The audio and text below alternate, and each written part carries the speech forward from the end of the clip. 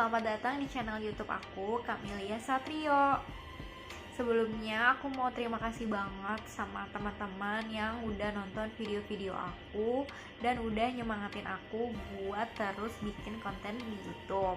Di video kali ini aku mau bikin tentang pertanyaan yang hot topic banget yang biasanya ditanyain sama teman-teman yang duduk di bangku sekolah menengah atas atau masih SMA dan mau masuk ke jurusan gizi. Pertanyaannya adalah pelajaran apa aja sih Kak yang harus dikuasain supaya kita bisa masuk ke jurusan gizi? So, aku akan coba jawab lagi pertanyaan itu dan semoga nantinya bisa sedikit membantu teman-teman semua yang masih bingung dan bisa buat kalian tetap semangat untuk belajar lagi ya. Sebelum ini aku mau throwback dulu. Waktu SMA pas angkatan aku itu kan ada 2 jurusan, yaitu jurusan IPA dan juga jurusan IPS.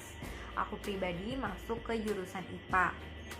Jujur nih ya, waktu kelas 10, kelas 11, bahkan kelas 12 awal-awal aku itu belum kepikiran mau masuk jurusan apa, apalagi jurusan gizi. Nah, jadi aku salut banget sama kalian yang masih kelas 11 atau kelas 12 udah tahu mau masuk jurusan mana.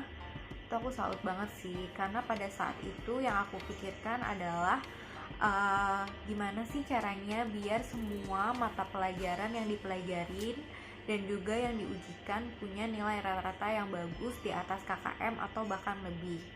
Walaupun ada pelajaran yang aku gak suka atau aku kurang memahaminya dengan baik, aku harus memastikan bahwa pelajaran itu punya nilai yang bagus juga. Karena kalau misalnya ada 1 atau 2 pelajaran yang nilainya kurang bagus, akan membuat nilai rata-rata rapot aku jadi anjlok. Terus di video pertama aku kan aku juga pernah cerita kalau aku itu masuk ke jurusan gizi lewat jalur undangan.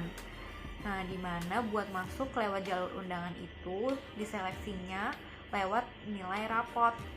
Nah, cuma kalau misalnya belum rezeki teman-teman buat masuk ke universitas lewat jalur undangan, tenang aja, kalian bisa terus usaha lewat jalur ujian tertulis atau ujian mandiri. Kembali ke topik kita lagi, pelajaran apa aja yang harus dikuasain kalau mau masuk di gizi? Dari mata pelajaran IPA inti yang sudah kita tahu kayak fisika, kimia, biologi, matematika IPA. Terus ada juga bahasa Indonesia, bahasa Inggris.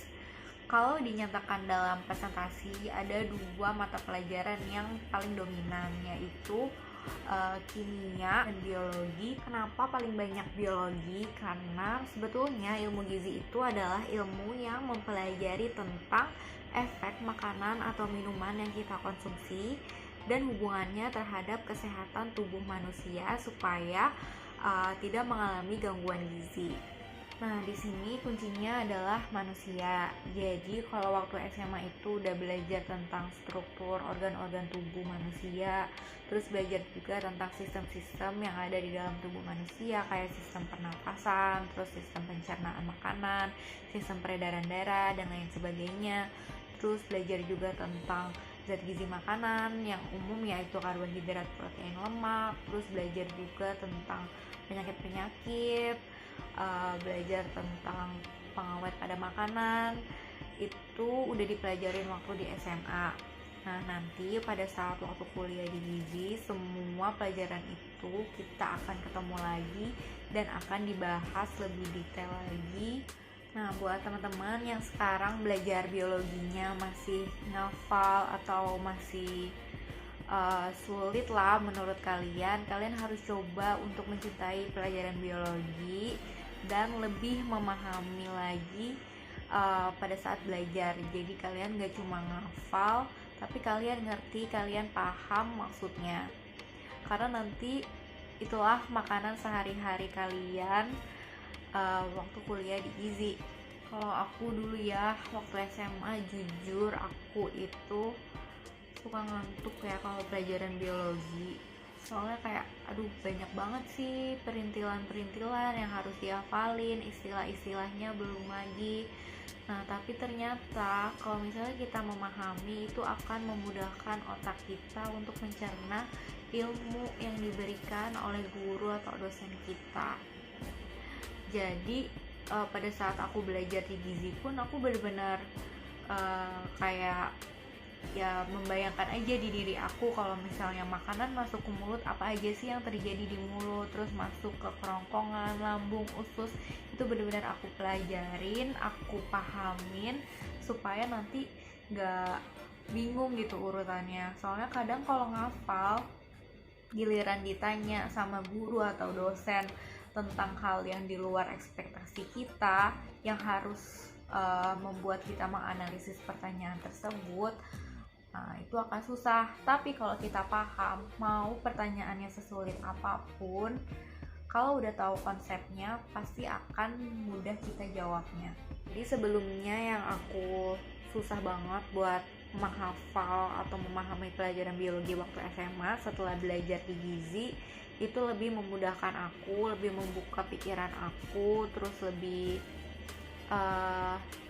gampang lah buat aku untuk menerima ilmu yang diberikan, karena contohnya atau studi-studi kasusnya itu ada di kehidupan kita sehari-hari dan deket banget sama kita. Oke, jadi kesimpulannya menurut aku buat teman-teman yang sekarang di kelas 10, kelas 11, kelas 12 yang menanyakan pertanyaan itu harus pelajaran apa sih yang harus dikuasain, menurut aku buat masuk di universitas manapun, jurusan apapun, semua pelajaran yang dipelajarin waktu SMA itu harus mempunyai nilai yang bagus. Usahakan semuanya di atas rata-rata, terus maksimalin nilai pelajaran yang kalian sukain.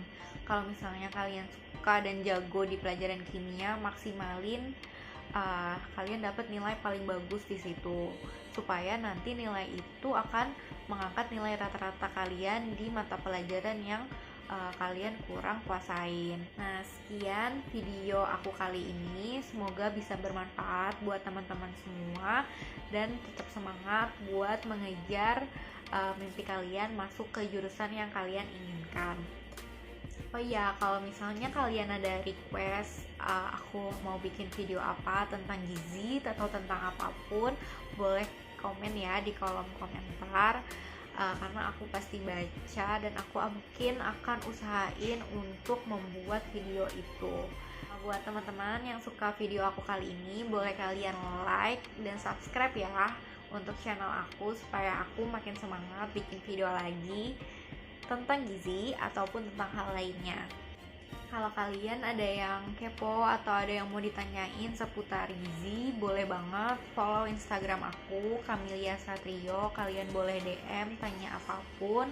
Kalau misalnya aku bisa jawab, pasti akan aku jawab. Semangat terus, bye bye, see you next time.